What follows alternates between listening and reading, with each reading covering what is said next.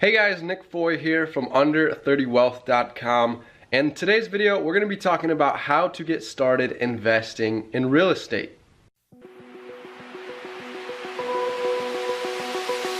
Open eye, feel the waves cut through me, hypnotized by the sounds I'm breathing in. Hold tight, hold tight. Alright, so the first step to getting started investing in real estate is you have to think about what types of real estate investing you're looking to do. You know, what is your end goal that you have in mind? Are you looking to build like passive income where you're just collecting monthly income from rental properties, or are you looking to be more active where you're fixing up houses, flipping houses, or are you looking to do like the no money strategies or little renovations, kind of just transferring property from investor to investor, and that would be called like wholesaling, where you would be getting the property under contract and just flipping that contract to another investor. So again, it'd be pretty hands-off, pretty passive. Besides your marketing is where you'd spend most of your time. So you have to figure out, what type of investing are you looking to do? Are you looking to flip houses? Are you looking to buy rentals? Are you looking to wholesale? Once you know that, then you could start determining your property niche that you want to get into. Do you want to get into single family houses? Are you looking to get into like apartment complexes, condominiums? What's the market that's hot in your market? For example, some people that live in Florida, there's just tons and tons of condominiums for sale and houses for sale. There's not so much apartment complexes because they've turned them into condominiums, where other markets, in cities and stuff, they're building all kinds of new apartment complexes that are nice A-class buildings that are going to have high rents.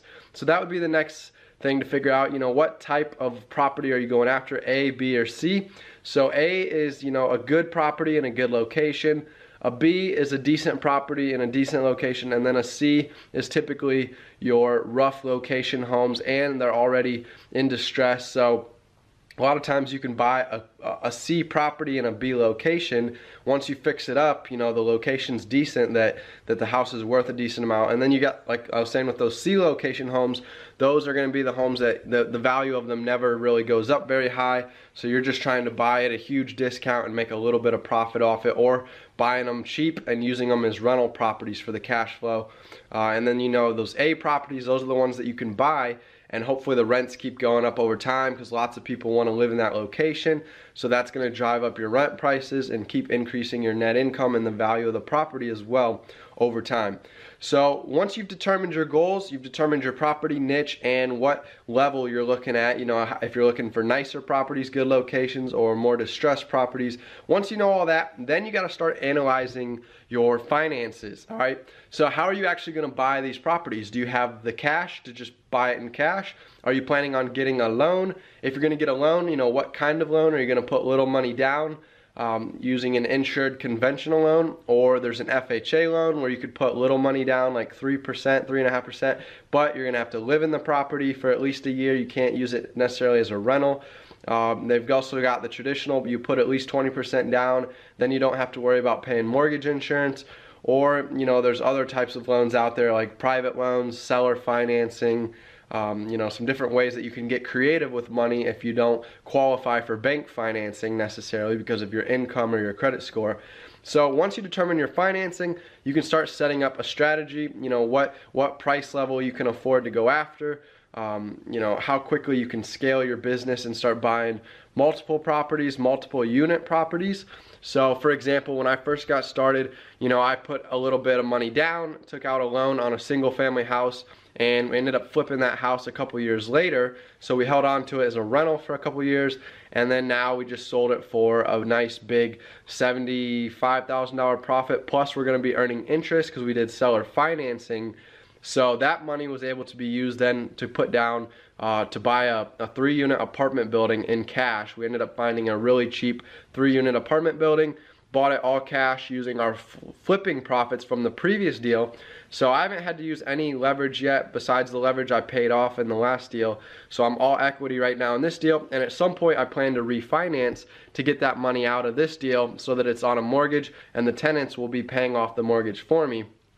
and I'll be able to move on and use those profits that I pull out with the refinance to buy more properties and start scaling at a quicker pace, where I start going after, you know, more 2-unit, 3-unit, 4-unit buildings, or like they call them duplexes, triplexes if you're buying single family homes.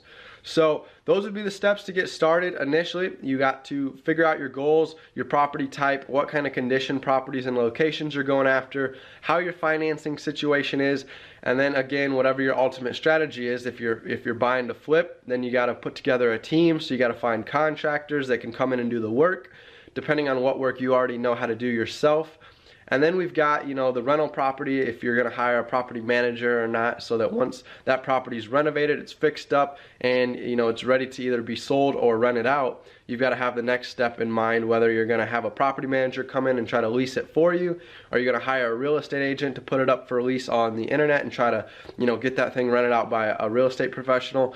Or you're going to do everything yourself to save money. So you've got to think about, you know, what your returns are, what your goal is as far as income you're trying to earn from these properties, and you'll be able to map out a strategy on paper. So that would be my last tip for you. Get this all mapped out, make a little mini business plan, and I'll link to an article below that I wrote on how to write your business plan, as well as a video I did on it, and you can check those resources out. I hope this video was helpful to get your mind thinking about the starting phases of real estate investing. You know, I got started at age 20.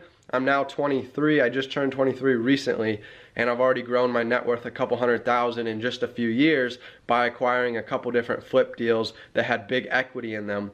And, you know, I've been going after the rental property route, but these properties also have big equity in them, so it allows me to quickly, you know, build profit and use that money to go on to the next deals with and start scaling my business. So if you want to learn more from me about real estate investing, you can go ahead and subscribe to the YouTube channel, or you can check out my blog at under30wealth.com. Again, that is under30wealth.com.